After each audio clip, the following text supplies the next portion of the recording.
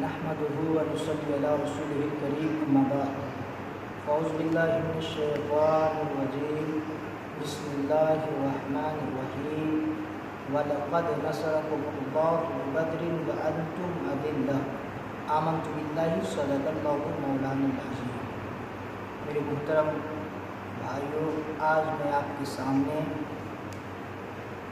اسلامی معلومات کے تعلق سے چند باتیں رکھنا چاہتا ہوں۔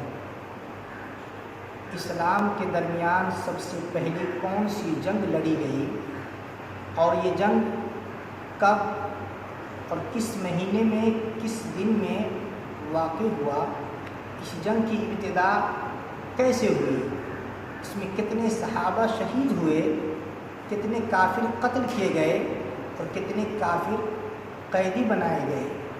اللہ رب العزت قرآن مقدس پارہ 4 سورہ آل عمران آیت نمبر 123 کے اندر رب کا ارشاد ہے، وَلَقَدْ نَصَرَكُمُ اللَّهُ بِبَدْرٍ وَأَنْتُمْ أَذِلَّةٌ، ترجمہ کنز الایمان، اور اللہ نے بدر میں تمہاری مدد کی جب کہ تم بے سر و سامان تھے۔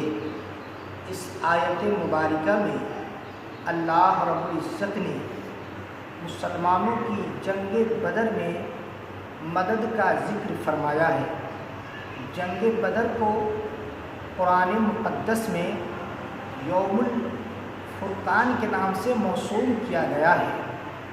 گویا قرآن مقدس یہ بتانا چاہتا ہے کہ کسی بھی میدان میں فتح و کامرانی کا ذریعہ اللہ تعالیٰ کی مدد ہے۔ اسلام کے اندر سب سے پہلی جو جنگ لڑی گئی، اسی جنگ کا نام جنگ بدر ہے۔ اور اسے جنگ بدر کیوں کہتے ہیں؟ بدر مدینہ منورہ سے تقریباً 80 میل کے فاصلے پر ایک گاؤں ہے، وہاں پر ایک کنواں ہے جس کے مالک کا نام بدر ہے، اسی نام سے یہ موسوم کیا گیا۔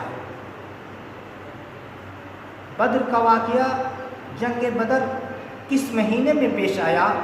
وہ اور کوئی مہینہ نہیں، وہ یہی رمضان المبارک کا مہینہ، جس سال رمضان المبارک کا روزہ فرض ہوا سن 2 ہجری میں جمعے کے دن پیش آیا۔ بظاہر جنگ بدر میں مسلمان دشمنوں کے مقابلے میں کمزور تھے، چاہے وہ اسلحے کے اعتبار سے ہو، چاہے وہ مال کے اعتبار سے ہو، چاہے وہ تعداد کے اعتبار سے ہو، کیونکہ مسلمانوں کے پاس صرف 70 اونٹ، 2 گھوڑے، 6 زرہ اور 8 تلواریں تھیں، اور کفار قریش کے پاس 100 گھوڑا، 700 اونٹ، بکثرت زرہ اور دیگر ہتھیار، کھانے پینے کا معقول انتظام تھا۔ لیکن اللہ رب العزت نے اس تاریخ اسلام کے پہلے معرکہ میں جو اسلام اور کفر، حق اور باطل، سچ اور جھوٹ کے درمیان پہلا مقابلہ ہوا، کمزور مسلمانوں کی کمزور مسلمانوں پہ کرم فرمایا اور ان کی مدد فرمائی، تاکہ قیامت تک کے لیے مسلمانوں کو پتہ چل جائے کہ فتح و کامرانی یہ مسلمانوں کو اللہ کی مدد سے نصیب ہوتی ہے۔ جنگ بدر کی ابتدا کس طریقے سے